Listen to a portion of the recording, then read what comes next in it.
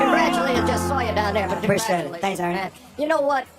I talked to you guys, you and Steph, the day that you were picking your team. Remember when you stonewalled me and wouldn't tell me who you picked? But you had both said maybe this will change a little bit the dynamic of the All-Star game. It certainly did tonight. It certainly did that, and I think the greatest thing about our sport is that we listen to our fans, our family, and our friends. And when something is not to their liking, we figure out a way to accommodate that. So our fans, our family, and our friends the last couple of years was like, the All-Star game, what's going on with y'all? It's not what we expect it to be. So, you know, Adam Silver being the great commissioner he is, we all sat down, got around the round table, and figured out a way we can make it more competitive. And then it was up to us guys to go out and do that.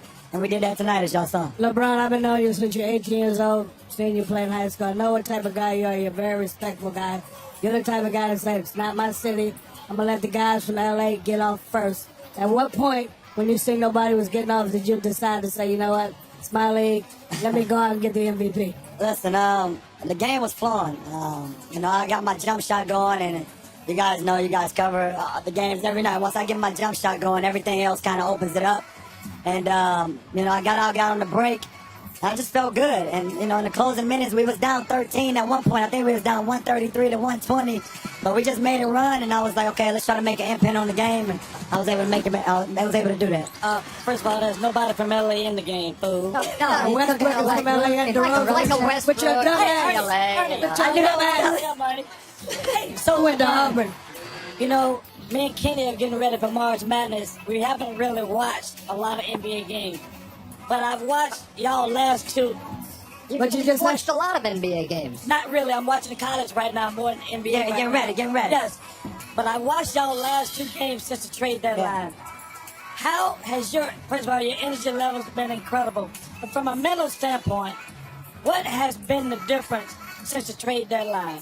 I think we brought in 4 high-spirited guys. And there's no knock on the guys that was traded, you know, before the deadline. They were great for us, you know, at times.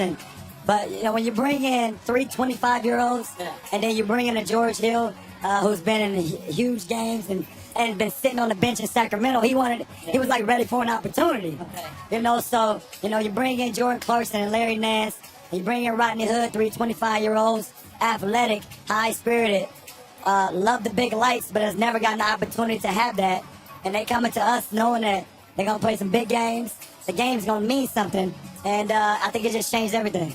Okay, so when they walk into the locker room, those guys, what's your conversation with them player to player?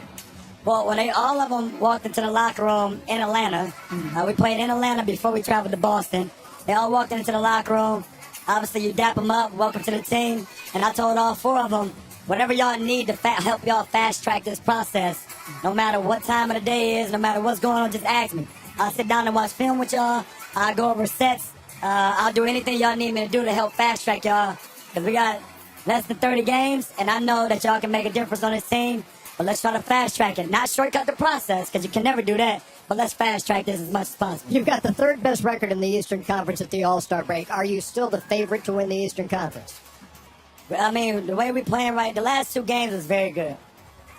I don't know if every game is going to be that way because we got 4 new guys and we're still figuring it out. But I take my chances. You get me into the playoffs, 1 seed, 8th seed, I'll take my chance. I got a chance to go to the finals. And that's just my confidence. And I feel like the group of guys that we got now, you know, they feel the same way. Speaking of the finals, I do like fast tracking. I see you guys do coming out the East. If you do make the finals, who do you want that matchup to be and why? Listen, man, the way our season has went, Shaq, if we get back to the finals, I don't care who we go against, man. And I think we can do it. But the way our season has gone so far, man, I don't care. It could be any of the top eight seeds. I'll take Golden State. I'll take, Houston. Take San Antonio, Minnesota, and the rest goes on. So it's whatever. Okay, so we noticed something about you and Ernie have something in common. As y'all start losing a little up top, y'all start growing these beards out. Yeah, I know, right? Yeah, what the hell is that about? Is that a I'm conscious, glad you find this is amusing. that a conscious effort? What's going? Why they going at us? Ernie? Wherever it'll grow. Wherever it'll grow. See, we gotta take y'all away from here and we gotta focus on stuff. That's now. exactly. Well, wait till you get one of these bad boys here. That really hurts. I will say this, you know, hair or no hair, beard or no beard. The one thing that you kind of implemented in terms of in Cleveland is an atmosphere of inclusion. Yeah. Who is the guy that you're gonna lean on the most out of these new guys? The new Kyrie, Yeah. the new Isaiah Thomas. Yeah. Who's that guy that's gonna take that role? Nah, we not trying to replace Kyrie and place Isaiah.